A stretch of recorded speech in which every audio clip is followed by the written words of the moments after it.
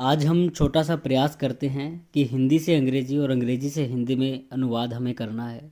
और जिस प्रकार का अनुवाद एसएससी एग्ज़ाम्स में आता है वही उसी आधार पर हम देखेंगे। थोड़ा बहुत हमारी यही कोशिश रहेगी कि उसी लेवल पर हम बनाएं। तो चलिए आगे बढ़ते हैं। हमने यहाँ पे एक अनुच्छेद लिया है हिंदी का, और उसके बाद हम करेंगे इंग्लिश टू हिंदी का ट्रांसलेशन। तो पहले हिंदी टू इंग्लिश करते हैं। तो यहाँ पे देखिए, संगीत और नृत्य संभवतः कला के सबसे अधिक सशक्त रूप हैं तथा ये मानव के मनोभावों तथा अनुभवों की समूची स्थिति को सहज ही व्यक्त करते हैं। लोक संगीत और नृत्य जीवन संबंधी सामान्य विषयों तथा चिंताओं को साझा करते हैं। महिलाएं गिद्दा करती हैं। लोक रंगशाला और नृत्य नाटक की जड़ें शास्त्रीय नृत्य तथा रंगशाला के समान ही थी। इन दोनों की परंपराओं के बारे में नाट्यशास्त्र में विस्तार से बताया गया है। कालिदास भारत के सबसे प्रसिद्ध कवि और नाटककार हैं तथा इनके नाटकों का आज भी मंचन किया जाता है। कुल ये 92 शब्द हैं, लेकिन एसएससी में 150-200 आते हैं।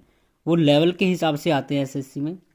मतलब अगर हार्ड लेवल है तो 150 के आसपास आएंगे, अगर थोड़ा सा ठीक ठाक है तो 200-250 भी जा सकता है, उसकी कोई सीमा नहीं है। तो यहाँ पे देखिए, हमने उसी के आधार पर लिया है।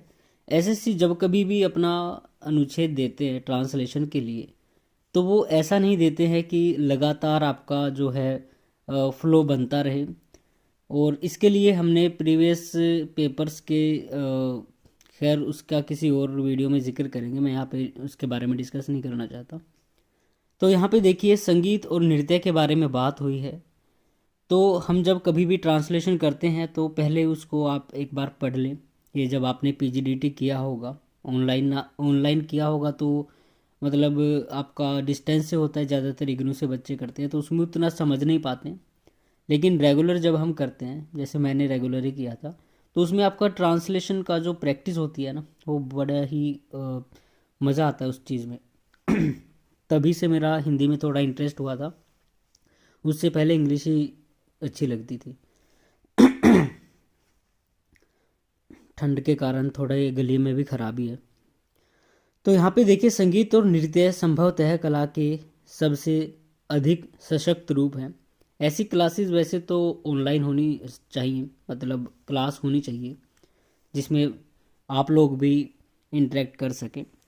तो यहाँ पे इसका जो अनुवाद है वो मैं आपको दिखा देता हूँ।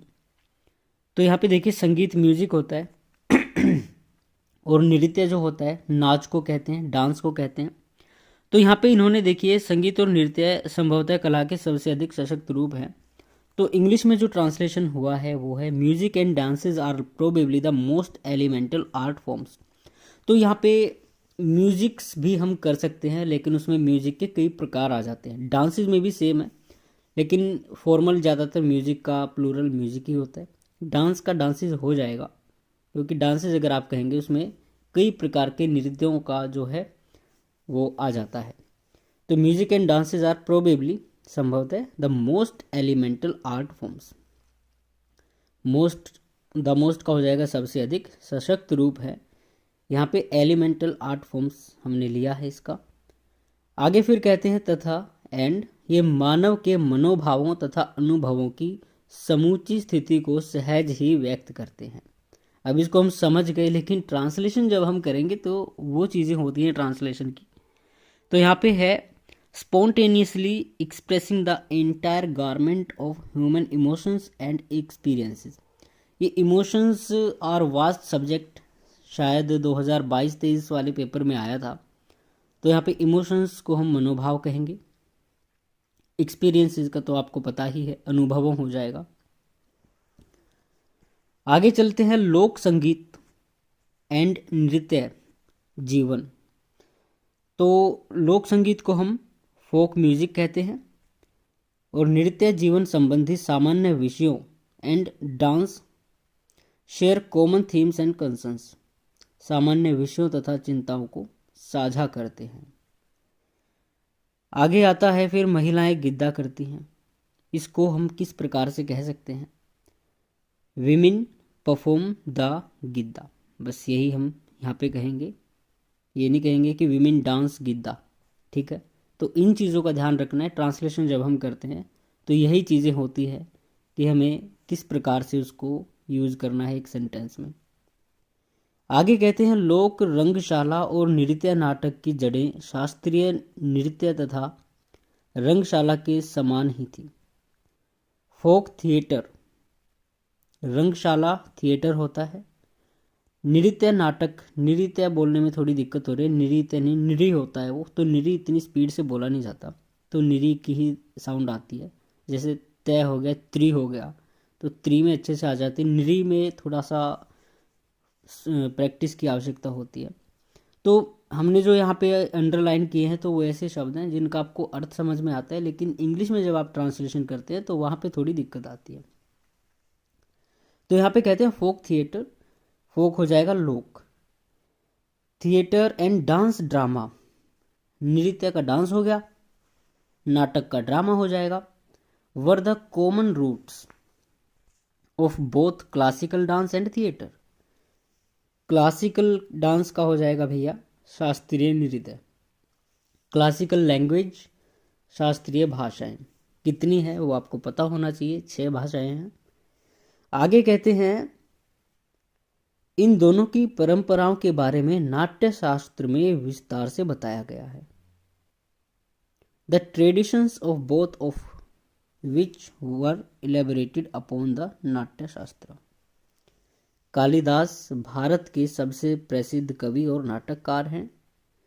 Kalidasa is India's most famous poet and dramatist, नाटककार हैं, ड्रामा नाटक हो जाएगी, तथा इनके नाटकों का आज भी मंचन किया जाता है। नाटक हो जाएंगे प्ले, ठीक है। यहाँ पे नाटक देखिए 2 तरह के होते हैं। जब आप किसी नाटक को परफॉर्म करते हो स्टेज पर तो वो होता है ड्रामा, लेकिन अगर लेखन की बात करें, पढ़ने की बात करें, वहाँ पे प्ले हो जाता है, उसका भी हम नाटक ही ट्रांसलेशन करते हैं। इनके नाटकों का आज भी मंचन किया जाता है, मतलब उनके प्ले क्या किए करे जाते हैं, परफॉर्म किए जाते हैं, बिल्कुल वही होगा। And his plays are still performed today. तो ये था हमारा एक छोटा सा प्रयास ट्रांसलेशन का।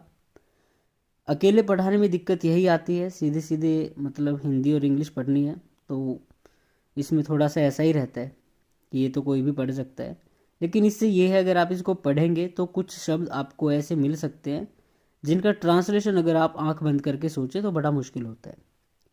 आगे चलते हैं इंग्लिश टू हिंदी ट्रांसलेशन में। ये काफ़ी छोटा है, 51 वर्ड्स हमने यहाँ पे लिए हैं। तो इंग्लिश टू हिंदी जो ट्रांसलेशन है यहाँ पे देखिए, in India religion philosophy and myth can not be divorced from their art forms. Diverse तो एक ऐसा नाम है जिसके नाम से ही डर लगता है। तो यहाँ पे देखिए इन इंडिया, भारत में, रिलीजन धर्म हो जाएगा, फिलोसफी क्या होगा भैया, and myth can not be divorced from their art forms, आगे पढ़ेंगे इसके बारे में भी। Dance and music are tied inextricably to ceremony of any kind, weddings, births, coronations, entering a new house or town, welcoming a guest, religious possessions, harvest time, any or all of these are occasions for song and dance। तो चलिए आगे पढ़ते हैं इसका translation. देखिए भारत में धर्म, तो देखो जब इंग्लिश में हम लिखते हैं ना, इन इंडिया के बाद कोमा आएगा और उसके बाद में 3 चीज़ें आती हैं, रिलीजन फिलोसफी एंड मिथ। ऐसा नहीं है कि in India religion philosophy and myth, ठीक है। तो इन बातों का, ये बड़ी बेसिक बातें शायद आपको आती होंगी। तो जब हिंदी में हम लिखेंगे तो वहाँ पे भारत में के बाद में कोई कोमा नहीं आएगा, अल्प विराम नहीं आएगा। इन चीज़ों का आपको ध्यान रखना है। तो कहते हैं भारत में धर्म रिलीजन हो गया, फिलोसफी दर्शन हो गया, एंड मिथ, मिथ को हम मिथक कहते हैं, can not B diverse from their art forms, उनके कला रूपों से अलग नहीं किया जा सकता। अब यहाँ पे आपको इसका शाब्दिक अनुवाद ये नहीं करना है कि उनका तलाक नहीं किया जा सकता। देखिए डाइवोर्स का मतलब भी अगर यहाँ पे सेपरेट होता वो भी ठीक रहता, लेकिन डाइवोर्स एक ऐसा वर्ड है जो एकदम से जुड़ा हुआ यहाँ पे दिखाता है और उनको किसी भी रूप में तोड़ा नहीं जा सकता। Dance and music are tied inextricably to ceremony of any kind. नृत्य और संगीत किसी भी प्रकार के समारोह से अनिवार्य रूप से बंधे हुए हैं। तो यहाँ पे जो अंडरलाइन वर्ड है ये शायद आपके लिए थोड़ा अलग होगा। आगे कहते हैं वेडिंग्स, विवाह हो गए, बर्थ्स, जन्म हो गए, कोरोनेशन, राज्याभिषेक होता है, एंटरिंग ए न्यू हाउस और टाउन, मतलब नए घर या शहर में प्रवेश, प्रवेश हो गया, यहाँ पे थोड़ी सी स्पेलिंग मिस्टेक है, थोड़ा जल्दबाजी में किया था। वेलकमिंग ए गेस्ट, अतिथि का स्वागत। आगे फिर कहते हैं रिलीजियस पोजेशंस, तो यहाँ शायद ये भी छूट गया है। आगे आता है हार्वेस्ट टाइम, फसल का समय। एनी, इनमें से कोई, अब एनी का देखो, एनी और ऑल ऑफ दीज, मतलब इनमें से कोई या फिर सभी। Are occasions for song and dance, इनमें से कोई या फिर सभी, यहाँ पे भी थोड़ी दिक्कत है, इनमें से कोई भी फिर सभी, थोड़ी टाइपिंग मिस्टेक है तो ऐसे मज़ा नहीं आता। नाच गाने के अवसर हैं, सॉन्ग एंड डांस, तो यहाँ पे हो जाएगा सॉन्ग एंड डांस का ट्रांसलेशन आप देखिए नाच गाना हो जाएगा, ठीक है।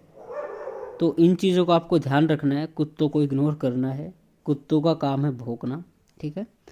तो ये चीज़ें हैं भाई ट्रांसलेशन में। अगली बार थोड़ा प्रयास करेंगे, थोड़ा सा इसको जल्दबाजी में ना करते हुए, थोड़ा ध्यान रखते हुए इसको लेके आएंगे, क्योंकि ऑफिस में टाइप किया था तो वहाँ पर थोड़ी ऐसी ही अफरा तफरी होती है, बड़ा ध्यान रखना पड़ता है, फिर भी ऐसी गलतियाँ हो जाती हैं।